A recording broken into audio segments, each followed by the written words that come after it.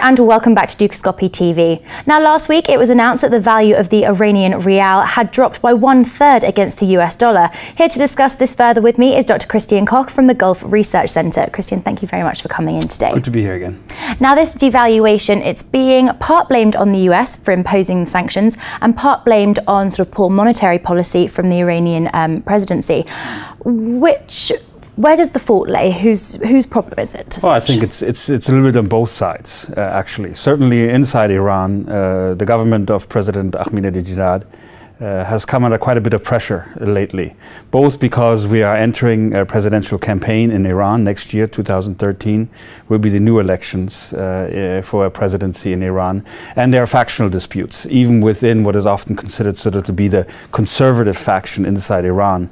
There are disputes about how to keep the government going and who will be the candidate next year. So there's a lot of positioning going on. And of course, under this situation, even the present government has come under a lot of criticism for managing the economy, because of course the government wants to present a good face to the public in light of the elections that are coming up. So there have been questions about corruption, about financial improprieties, irregularities, embezzlement going on, poor monetary policy overall. That's certainly been one factor of it. But the sanctions have really hurt Iran, and they've increasingly hurt Iran as the European Union, as the United States have imposed what are quite stringent sanctions overall. And what this has resulted on is less money coming in, less foreign exchange coming into the country, thereby increasing inflationary pressures, increasing the value of the dollar, limiting oil sales, and therefore meaning that the central bank has less foreign exchange to play with, therefore depreciating the rial as opposed to the US dollar. So there are some real definite impact that the sanctions are having on the Iranian economy, and we see the result of that right now. But naturally, this devaluation, whilst it poses the most sort of immediate danger to the Iranian economy, there are sort of some other problems going on as well. Can you talk us through what these sort of more longer term issues are? Well, I think what you always have to remember is that Iran has been under some sort of sanctions basically since 1979, since the Islamic Revolution at that time. So the country has had to adjust to sanctions policy for quite a long period, and this imposes specific difficulties on the Iranian economy. And what we see as of late also are increasingly also inflationary pressures, which are said to be between 16 and 20% at the moment, the annual inflation rate in the country.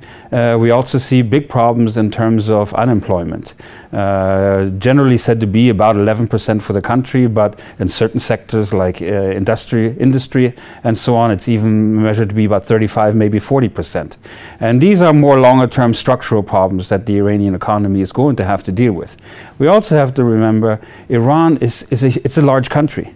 It has a population of 75 million people, of which 60% are of the younger generation, are under the age of 24. These are all people that are going to have to be accommodated within the economy in terms of educational opportunities instead of jobs.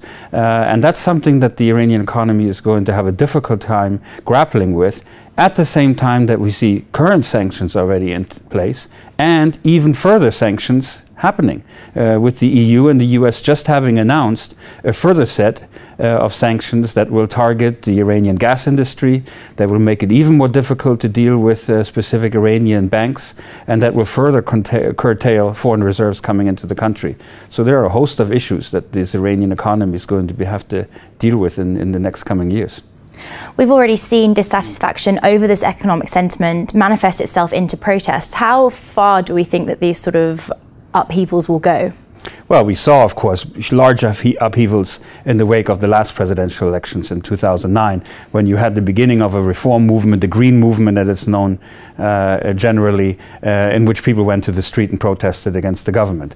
At that time, the government was able, through heavy-handed measures, especially using many of its security forces, to beat the protests down. Now, there is dissatisfaction within the population. And there are claims also that by the government that Iran really isn't impacted by what we know as the Arab Spring. But in fact, I think Iran has been impacted as well, both because of the sanctions and because, again, it has a young population in which people have different aspirations and they're looking for greater degrees of dignity and freedom and tolerance and respect. So at the moment, I think the government is well placed in terms of the security forces being in charge and sort of being an unwillingness by the population to engage in larger scale protests because they know the kind of consequences they will likely face. But in the medium to long term, I think even Iran is going to see some significant political changes. It won't happen, I don't think, the next year or two. Certainly, probably people will wait until the next presidential elections next year and see what the result is after that. But then the frustration, even at the societal level, will continue, and that will likely result in more widespread protests somewhere down the road, maybe 2014, 2015. Christian, great comments as always. Thank you very much for coming in. My pleasure. We'll be back shortly with more exclusive interviews. For now, though, goodbye.